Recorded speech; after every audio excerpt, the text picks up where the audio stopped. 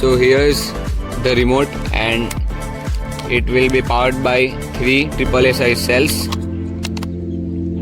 We'll insert them here.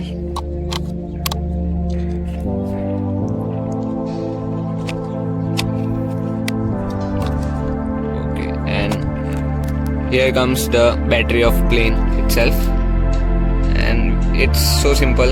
You have to just insert it like this, and here's the switch, which is like this one. After switching it on, the light will be unstable, so we have to start the remote like this,